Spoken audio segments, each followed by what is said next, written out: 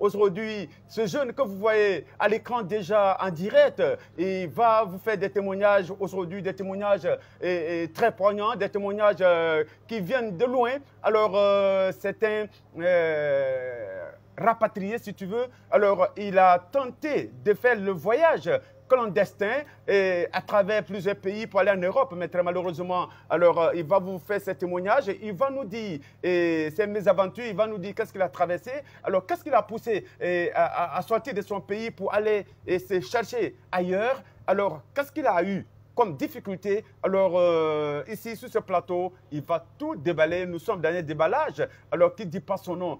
Bonsoir, alors chers frères.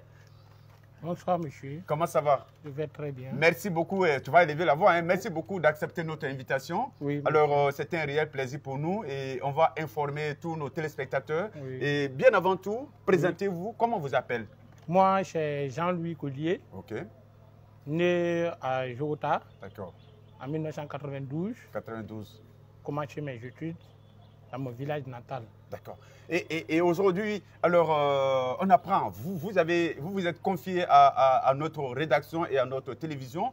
Alors, vous avez tenté de voyager et vous avez quitté la Guinée pour aller où? Destination où? Et qu'est-ce qui s'est passé? Pourquoi vous avez tenté de sortir de votre pays, la Guinée? Monsieur le journaliste, merci de m'avoir invité dans votre plateau. D'accord. Parce qu'aujourd'hui, je suis là, je peux dire grâce à Dieu. Ouais. Et à tous les fournisseurs qui m'ont aidé pour mes aventures. Aujourd'hui, je me suis déplacé pour aller en extérieur pour me chercher.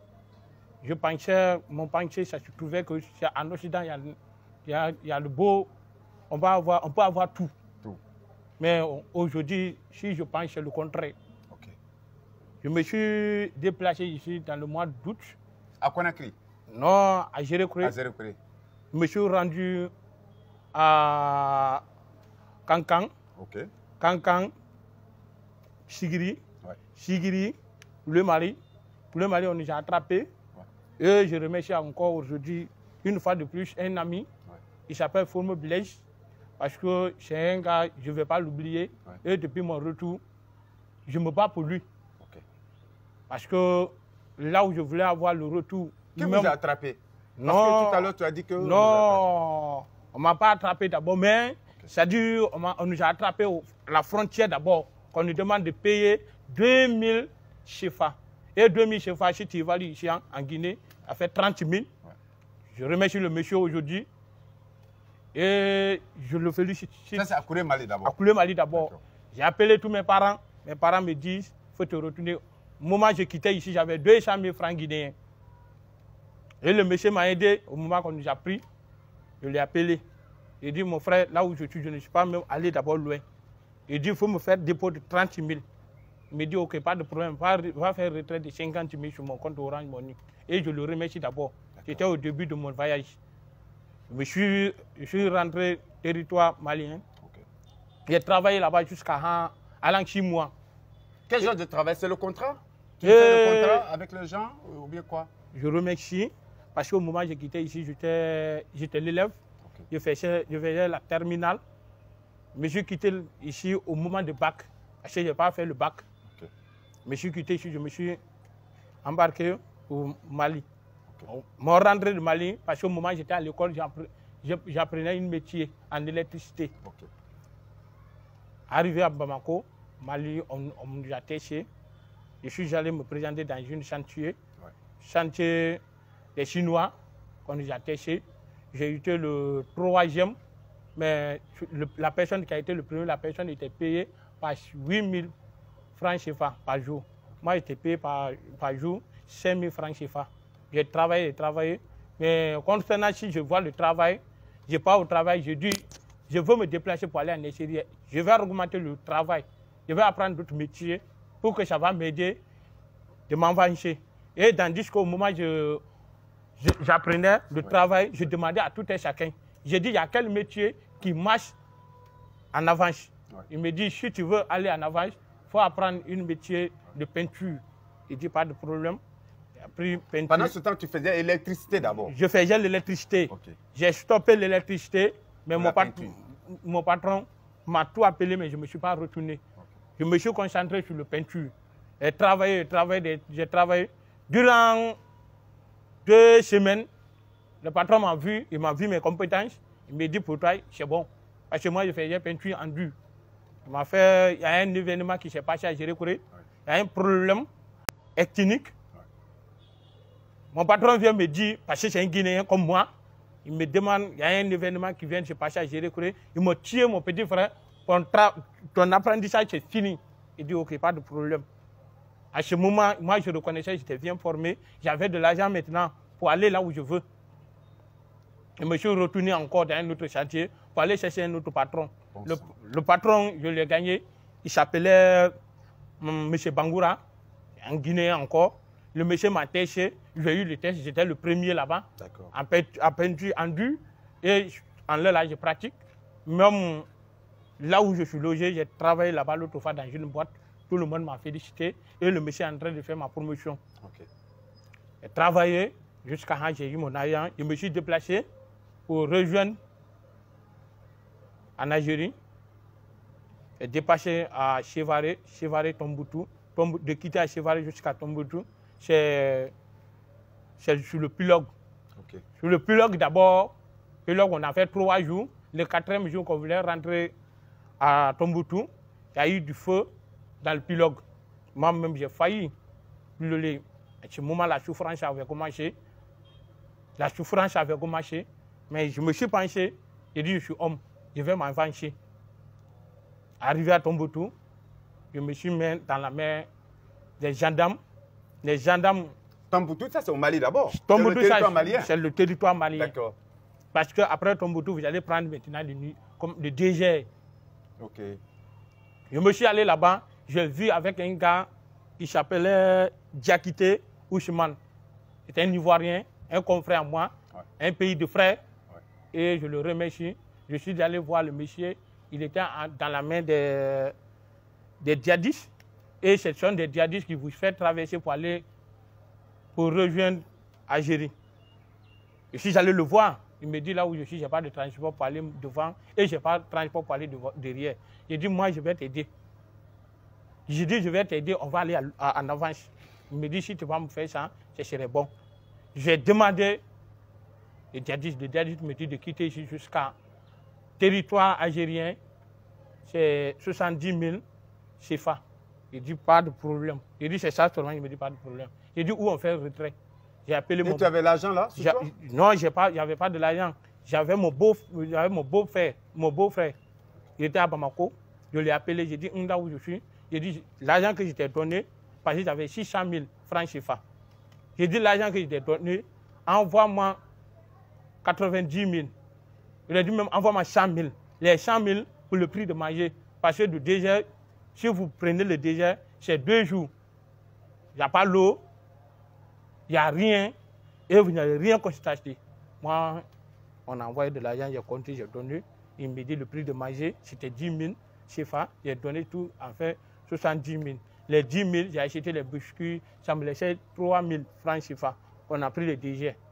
Le DG, on était au nombre de 45. Ça, c'est entre Tombouctou en allant vers le Niger. En allant vers le Niger, en allant vers l'Algérie. Vers l'Algérie, pardon. Voilà. D'accord. On a pris la route. On était sur la route en train de partir. Vous étiez à pied? Non, nous ne sommes pas à pied. Dans un véhicule? Dans un véhicule pick-up. On était au nombre de 45 derrière petit pick-up. Pick-up 4x4. Mais ils ne sont pas tous des Guinéens ou bien ce sont des ce sont des différents pays. Il y a des Sadiens, plusieurs pays, tous les pays limitrophes de la Guinée et en extérieur. Dans le pick-up, on était assis derrière. Les 40 personnes étaient derrière. Il y avait des gens qui s'étaient assis. Il y avait des gens qui s'étaient arrêtés. Jusqu'à... Il y a de ces gens même, parce qu'au moment où je quittais ici en Guinée, je me suis croisé sur la route avec 5 jeunes Guinéens. Mais les 5 jeunes Guinéens... Qui voulaient pratiquer les mêmes voyages. Les mêmes voyages que moi. Je les ai concentrés sur la route, on a essayé de partir. On est allé, il y a un qui a perdu la vie au Niger. Il est décédé? Il est décédé.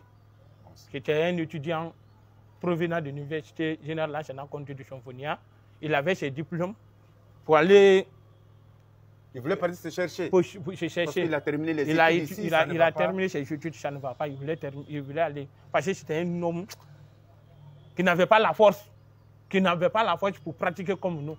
Il était trop mince. Il était trop mince. Il n'était pas trop physique. Trop mince. Et puis, en le voyant même, c'est un gars qui était malade. Et alors, il ne pouvait pas supporter le soleil. Le soleil, c'était Adam.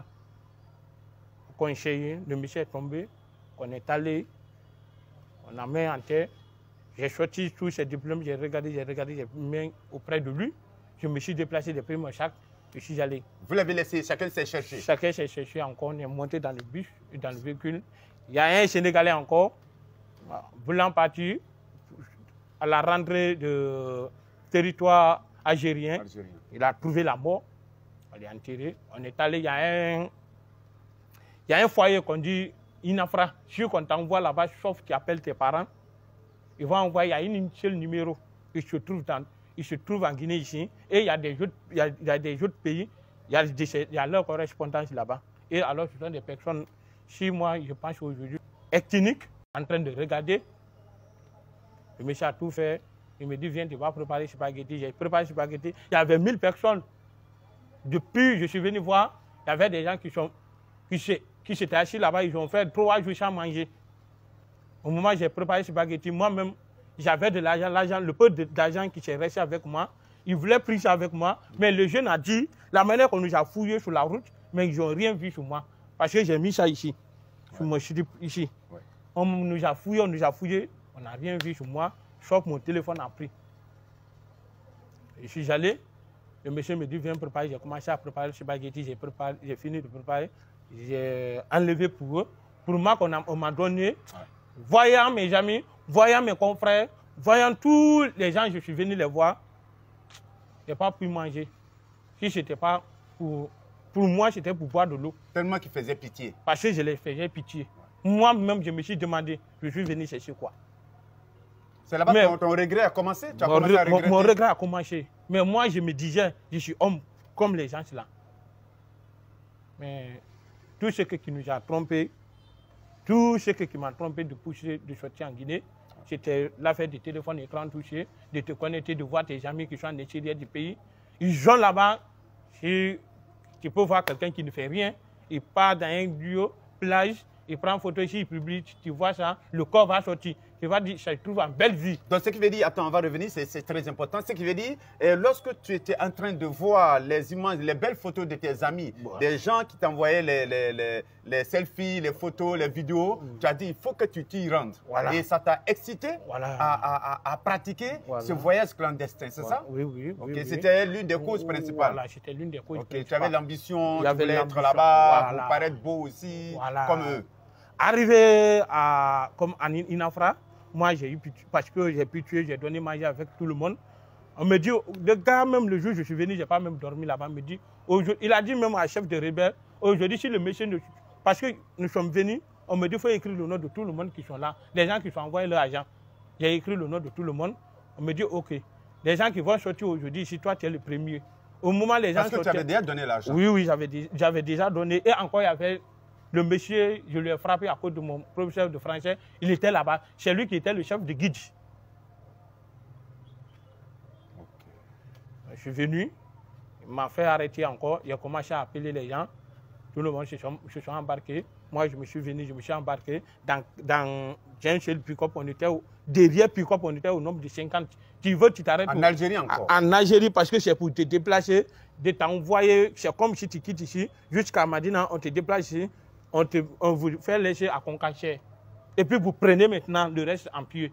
Chacun se cherche. Chacun se cherche. Non, il y a un guide devant vous maintenant. Vous marchez. Vous marchez maintenant. Il y a quelqu'un qui vous dit venez passer par là. Il y a des policiers par là, il y a des gendarmes par là, il y a des gendarmes par là. C'est lui qui vous guide. C'est ça qu'on appelle guide. On est rentré territoire algérien. J'ai commencé à travailler. J'ai commencé encore. On est allé dans un foyer parce que on est rentré à Borges. C'est la, comment on appelle, c'est la première ville de l'Algérie. On est rentré là-bas. Là où moi-même j'ai vu où les gens dorment. Si moi je me penche, je dis si j'allais rester au moins en Guinée, ou si j'allais rester le pays confrère Mali, j'allais avoir ma vie. Mais je me suis déplacé pour venir ici. Tu peux voir plus de 1000 personnes. Il se trouve dans une seule maison, vous êtes couché. Dans une petite maison. Maison, cage, vous êtes couché. Des jeunes aventuriers. Des jeunes aventuriers seulement. Les femmes, si vous partez avec les femmes, vous quittez avec les femmes ici. Les femmes se sont assises devant le pick-up. Et arrivé dans un temps, là au moment où tout le monde est fatigué, on vous fait déposer. Et puis on envoie les femmes pour les faire tout ce qu'elles veulent. Moi, je me crains. Des jeunes filles qui se déplacent ici. On déplace, on soustrait les femmes là-bas, on les envoie ailleurs. On les envoie ailleurs. Vous n'êtes plus ensemble. Vous n'êtes plus ensemble. Et vous ne savez pas ce qui se passe là-bas. Ouais. Bon sang de Dieu. Il y a de ces femmes même allant de quitter à Tombouctou pour rejoindre le premier capital de Algérie et se tombent enceintes. Il n'y a pas de l'homme qui est le propriétaire. La personne prend la souffrance. Et je n'en ai vu des jeunes filles. Qui tombent enceintes, mais on ne connaît pas qui est l'auteur de cette grossesse. De cette grossesse. On est venu là où on se couchait avec les jeunes filles qui se couchaient, tout le monde qui te couche pêle-mêle, qui te fait tout ce que tu veux. Il n'y a pas de manger, sauf tu sors pour aller travailler ou bien pour aller jeter les poubelles des Arabes ou pour aller balayer, pour aller faire n'importe quel travail pour avoir de quoi manger. Arriver dans une marché, tu peux voir plus de 1000 et quelques Africains qui sont ici, qui cherchent du travail en Algérie, dans leur première ville, à quitter là-bas pour aller dans le deuxième ville, Adral. Je suis rentré là-bas, on nous a fait envoyer à Arjija, c'est le quartier des Blacks. Là, des Noirs. Des Noirs, c'est des voleurs. Tu as vu, non? J'ai dit seulement, toi, Ali Baba, ou bien toi, pas Ali Baba. Non, le monsieur a pris le fait, il m'a frappé. Moi aussi, c'est comme ça que j'ai parlé. Le tuteur, j'étais pris. Comment on est allé, on a fait l'échographie de ma tête. Il n'y avait rien. On m'a envoyé dans un hôtel. C'est là-bas, j'ai vu, on m'a miloté. J'ai dit, pourquoi vous m'avez miloté? J'ai fait quoi? Il me dit, là, tu es prêt pour te retourner maintenant dans ce pays. J'ai dit, il n'y a pas de problème. Moi-même, je cherche. Je n'ai pas fait de mal. Je n'ai pas volé. Là où on était dans un hôtel, pas l'hôtel, m'a traité, envoyé de l'eau périmée. Et j'ai dit à tout un chacun aujourd'hui, restez chez nous. La Guinée est l'un des pays, la Guinée est l'un des pays le plus riche. Le plus riche.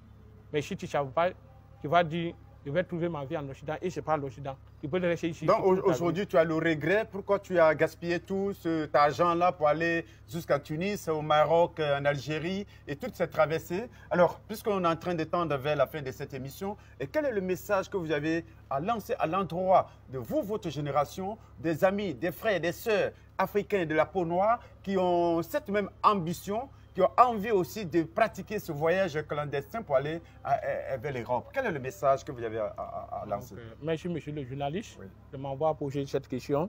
Parce qu'aujourd'hui, partout où vous venez me trouver, comme hier, vous étiez dans mon quartier où je m'habite, tous mes messages que je donne avec tous mes amis, parce que si je prends l'exemple d'abord sur moi, il y a mon beau frère qui se trouve avec moi, il est à l'université Symphonia. Tout le temps, il pense d'aller en Occident. Tout le temps, il pense d'aller en extérieur du pays. Tout le temps, je suis là, je le conseille tout le temps. Je dis, je ne sais pas, en Occident, il y a de meilleures vies. Il faut travailler. Tout ce que tu as besoin, là, tu vas gagner ici. Mais si tu travailles, la souffrance que j'ai prise, j'ai vu, je ne veux pas que tu me prennes la même souffrance. Parce que si je te laisse partir, cela veut dire que je ne veux pas te conseiller. C'est que tu es méchant. Je suis méchant. Et je dis à tout un chacun aujourd'hui, il y a l'un de mes frères encore qui vient de sortir à l'université Symphonia. Il voulait aller, il a vu son ami, il est allé à Canada. Son ami, il est allé à Canada, il est en train de souffrir. Les messieurs là, ils veulent partir. Moi, je lui ai dit, il faut te taire. Il dit, je vais t'aider. Il dit, je vais t'aider, mais je n'ai pas de moyens. Mais laisse-moi 2 mois. Je lui ai acheté une moto pour lui donner. Et je lui ai parlé. Le monsieur commence à travailler et il gagne de l'argent. Il n'a plus le temps. Il n'a plus le temps pour se reposer. Et il n'a pas l'idée pour aller en extérieur du pays.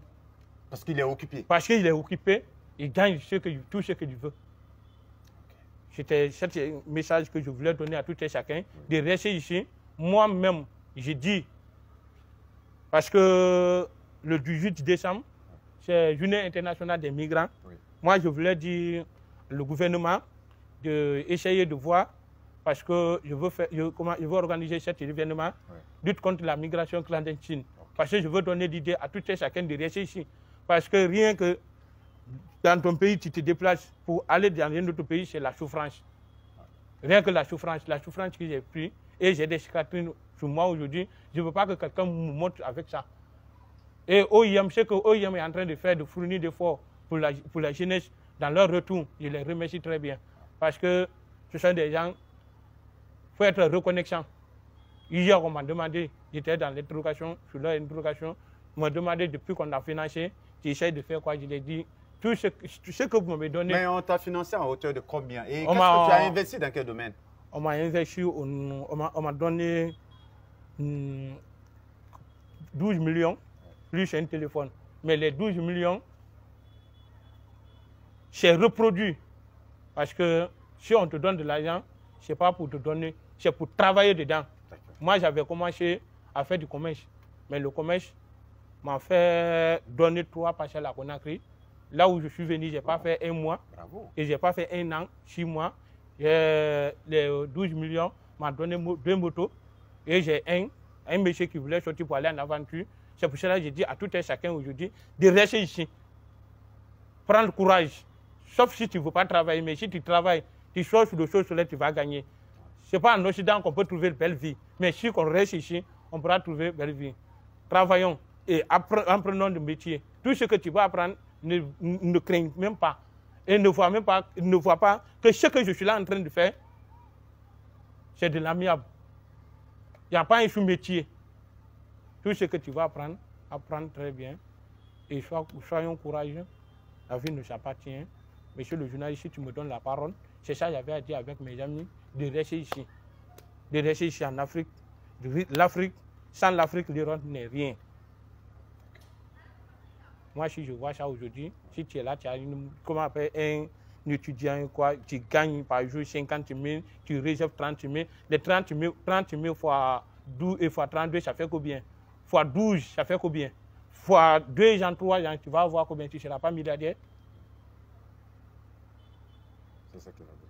C'est ça que j'avais à vous dire. Merci beaucoup. Merci Jean. Chers téléspectateurs, mesdames et messieurs, vous avez suivi avec intérêt et vraiment nous sommes très contents, très heureux d'ailleurs de savoir votre fidélité et d'être avec nous. Le La Plus Média vous donne les informations. Vous l'avez écouté de long en large, ce témoignage vraiment. Alors il fait cette révélation que vous avez écouté avec moi vraiment et ça appartient à tout le monde, à toute la jeunesse africaine de rester chez soi. Car le meilleur, c'est dans son propre pays. Et je vous donne rendez-vous la semaine prochaine et au revoir.